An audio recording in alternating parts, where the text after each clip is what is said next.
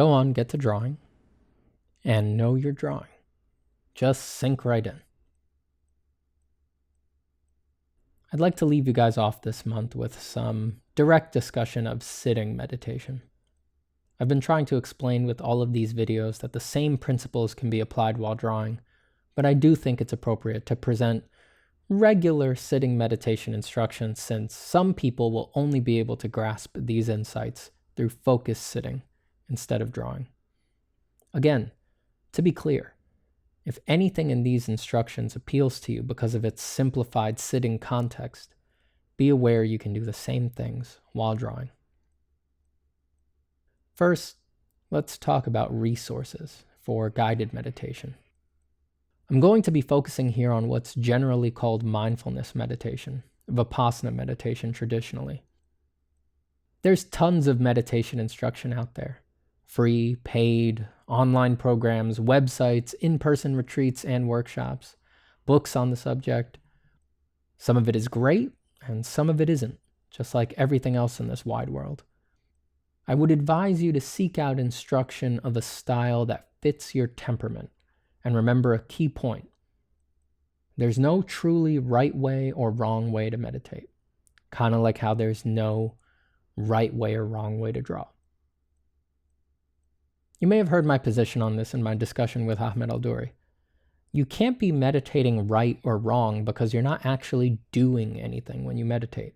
You're not adding anything to your experience in the most generalized forms of meditation, certainly in mindfulness. You're just paring down your experience to the bare essentials. Even less popular forms of meditation that focus on adding something, like vivid visualizations or repeating mantras, they wind up teaching you the same things in the beginning. You probably just need to make some sort of adjustment in the further stages. I'm not sure. I've never pursued those practices. If I have to give blanket advice on where to start with meditation, I would say look at apps and YouTube videos. YouTube videos are good because they're completely free and there's a crazy variety of them. The drawback is that they're free and there's a crazy variety of them.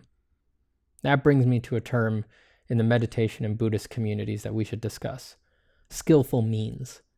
It sounds weird, but it's really just the wily tricks and gambits of meditation teachers and gurus that they use to help students experience insights, even if it means confusing them for some time. Don't take everything you hear at face value. Everything in meditation needs to be confirmed with direct experience. Meditation is not a conceptual exercise.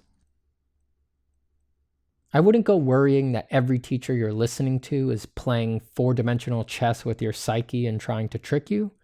Just be aware that some of the crazier stuff you hear is not meant to be taken literally. If you do go down the YouTube path, I would recommend checking out Joseph Goldstein, who is an excellent teacher.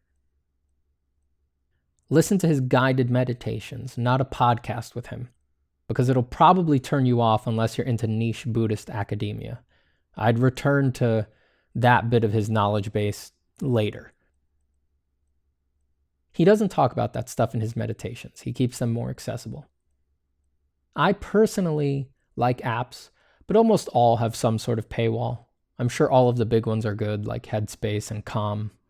For what it's worth, in the app world, I've only tried 10% Happier and Waking Up, both of which I've had to pay for, but I think they're generally worth it. More advice you can choose to take or not take, but which I feel pretty strongly about. I would advise you to move on from instruction that focuses on straight stress reduction or prescriptive meditations dealing with particular subjects, like fear of flying or falling asleep or public speaking, very quickly. Move on from those quickly. Same goes for imaginative meditations that play soothing background sounds and tell you a calming story or describe a journey. They are fun, for sure, and I'm sure they're very helpful for falling asleep. I do think they're useful at the start because they can help you connect to the practice through an acute problem you're having, but you can wallow there for too long, and being specific will limit your insights. What you're looking for in your meditation instruction are prompts and guidance to investigate the internal character of your experience.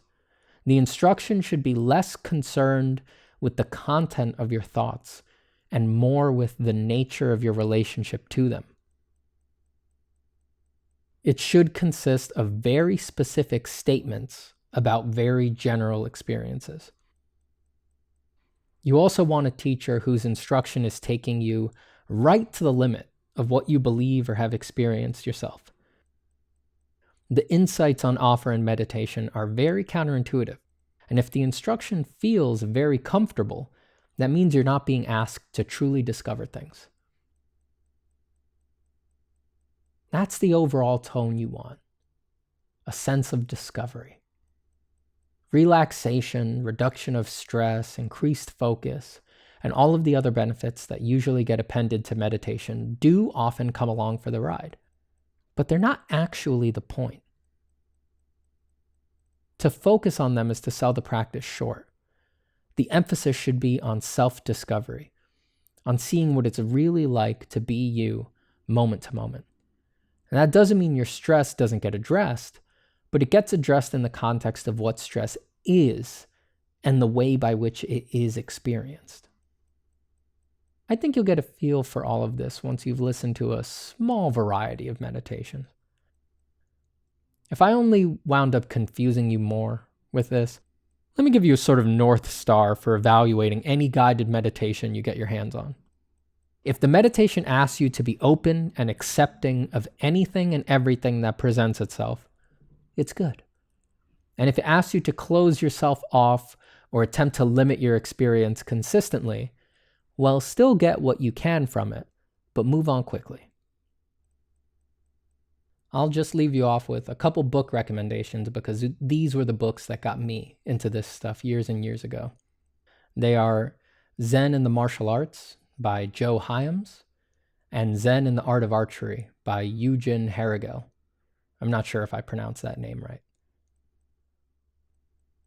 These are really good books. They're classics at this point. Maybe Zen and the Art of Archery more than Zen and the Martial Arts, but I really like both of them. They're short reads, quick, and I think that they really align with our particular niche, our particular industry, because they're about these meditative insights being acquired through the practice of a craft.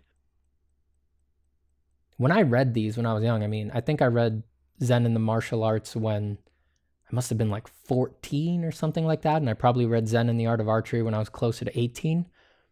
I fell in love with them right away. The relationship between the student and teacher, the counterintuitive tightrope walk of trying to do something incredibly difficult and specific subconsciously to somehow willfully, not willfully manifest effortless effort. It was playing such a meta game with this skill that I was already interested in that it completely hooked me. It was an idea that stayed with me forever.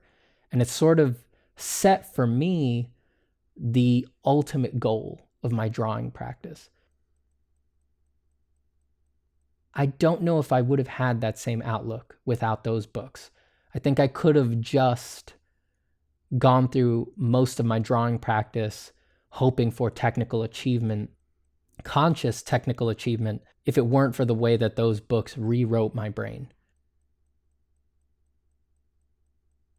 They instead made me think it's not just about technical achievement, it's how you feel while you do it.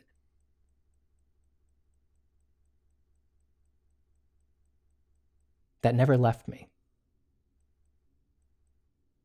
Anyway, I don't think they're for everyone. That's why I'm covering them here at the end. If you're interested in them, I would highly recommend checking them out. But I do think that for most people, the way they're going to interact with meditation these days is going to be through apps and YouTube.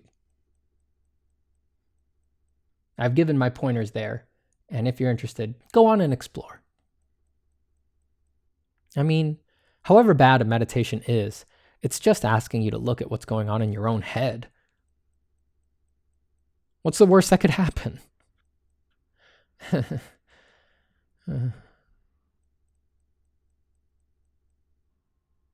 Thanks for drawing today. And and let's draw again soon.